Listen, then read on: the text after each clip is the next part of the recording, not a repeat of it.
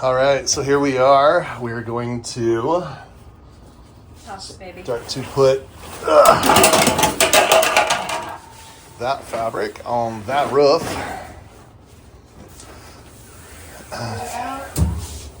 Get it on here, fiberglass. Fiberglass it down. So to start, what we're going to do is prep this guy tonight. We'll do it tomorrow. We're going to tape the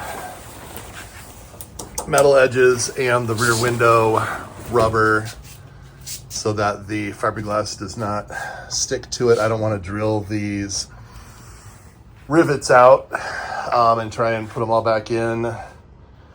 Hopefully these won't be an issue. They all need to come down because a couple of them were drilled a little too high. So I'm hoping to fill that when we do this now. So we'll see. We're going to mark it all out and do a little time lapse. We started this clip by sanding down some edges and cleaning a few things up. And then we're going to go through and check the fabric, see which way it fits better lengthwise or widthwise, get a rough trim from here. I had hoped and thought that we would be able to do it all in one piece and just be able to stretch the fabric enough to get around the curves, but they proved challenging to get around. After we got the fabric set, we started to put on the fiberglass resin and ended up wasting one whole container worth of it because I forgot it gets faster if it's in a big jar. But we went through, and again, the thing I didn't take into consideration are the points and the divots here in the roof. Nicole had a spot she keeps working on in here where it keeps popping up.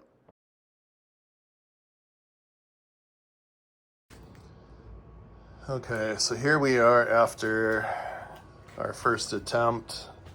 We really should have done this in pieces. I was hoping to be able to stretch it around everywhere. So we're going to cut some off and we're going to finish the rest of it off in pieces. I cut the back section out here. We're going to do one panel along the back.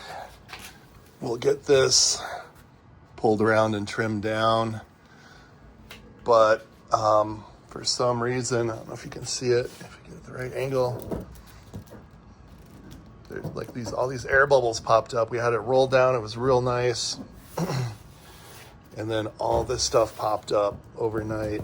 And then there's super high texture in here, like a bunch of dust blew on it or something somehow. So overall, the effect will still work because we wanted it to look like it was fabric on here, and it is fabric on here, but you know, if we have some wrinkles and stuff, I don't think it's really gonna bother me. I mean, I love the way it looks. Just kind of played around and sprinkled. I don't know if we're picking it up, a little metal flake when we clear coat it, but I'm gonna go ahead right now and try and get some of that finished off on the sides and then come back and do the back panel.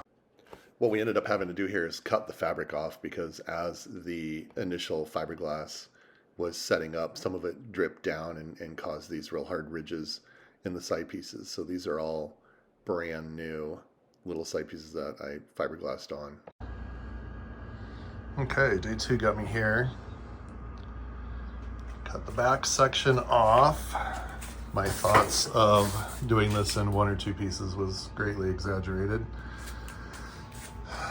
Probably gonna have to cut some of this back. You can see there's some really bad texture and bubbles there. But last night, for the most part, got a lot of that looking pretty okay.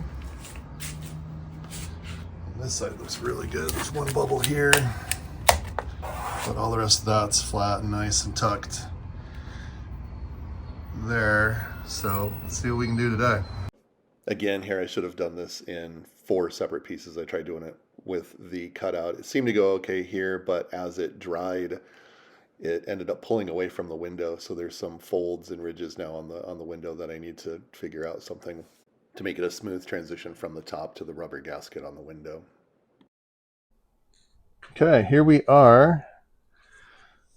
Still have 2 pieces to fill in the front corners, but get around all this stuff in the garage.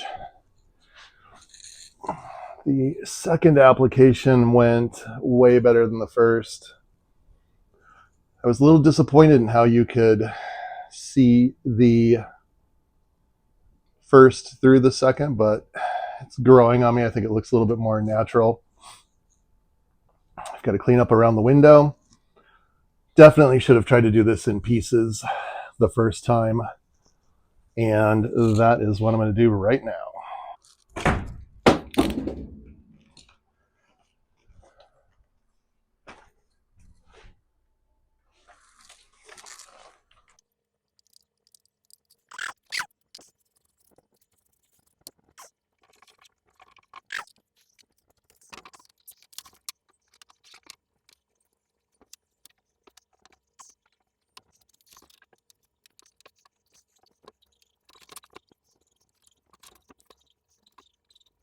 And I still haven't learned my lesson because I should have done a smaller set of fabrics over this. I should have done one on the bottom and then one on each quarter around the window, because I'm going through here and trying to get it to stick down, and it was like there was a giant air bubble in the thing that kept getting inflated every time I went around that corner.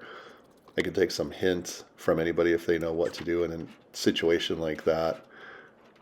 I suppose I could have laid it flat on its back and tried to work it that way, but then there still would have been a part that had a bubble. No matter what I did, it wouldn't lay down flat.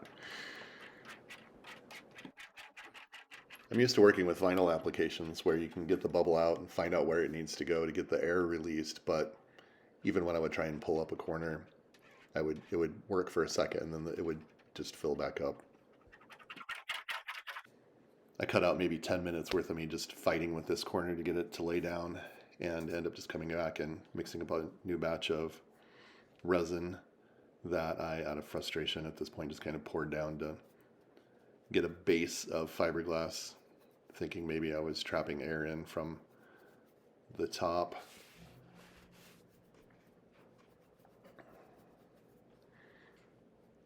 This old roof was so dry it just immediately absorbed everything that I put down on it. So I'm glad that we did the fabric over the top, but really needed a way to go through and do this. Again, just like doing it on the top, the divots with the multi-angle that they have, if it was just a ridge where it went down and up, it probably would have been fine, but they come into a point towards the front of the roof, and that's just way too much for the shape. I'm completely frustrated at this point. I end up just dumping the fiberglass on the top. It's 102 degrees today, and I'm just sweating unbelievably.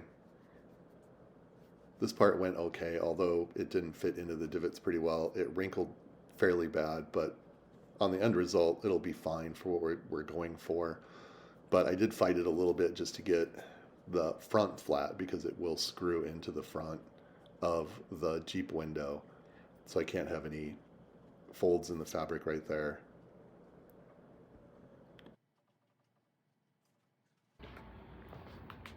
All right, here's that layer. Again, probably should have done this in smaller strips because it won't make all these funky curves, but for the appearance of it being a Tapa cloth hung over the top, it'll be fantastic. So we're just gonna go with it like it is. I'm gonna get some lunch and be right back. So these two little corners on the front were an absolute nightmare because they roll down the side, they get thinner, they roll on the front, and they come off of a point from the ridge on the top of the roof. This is probably the one piece that worked out the best, besides the fact that the last little bit of fiberglass I had fired off before I could actually get to this, so I had to mix a little bit up, and I just did it in a spray paint lid because this is the last, literally the last little bit that I needed. But these pieces I cut grooves in, or not grooves, but I cut the fabric apart so that I could fold it in the corner, in the bend, to get it to all work. Kind of went with a sheet metal approach, as to what will not make a bend or what will make a bend. And these worked out extremely well. So I'm happy with how this turned out. Again, I wanted it to all look like one smooth piece, but it didn't. And the end effect will be fine. But if this, again, were a piece where you wanted it to look nice and all in one piece of fabric, it was a terrible fail.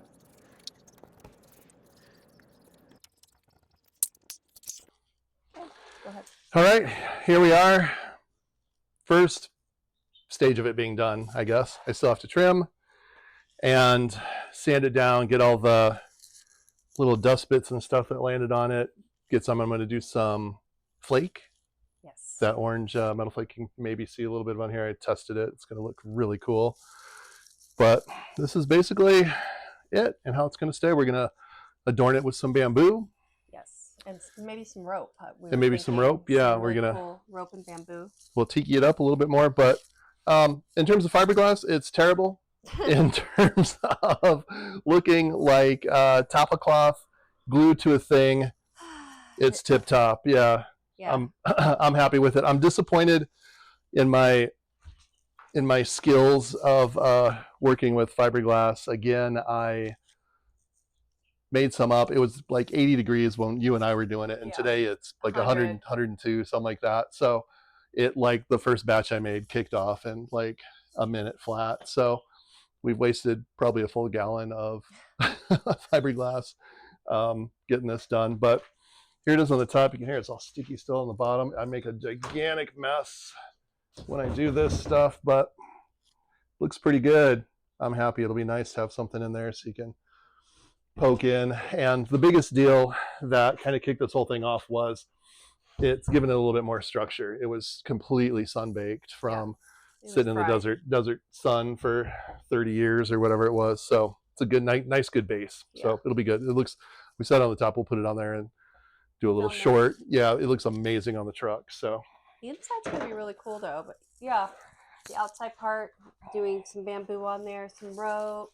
And we have extra because I had to order a whole nother set of this because it didn't go as planned. Now I think we might do door panels or something. I don't know. We got some, I don't know, something cool we could do now.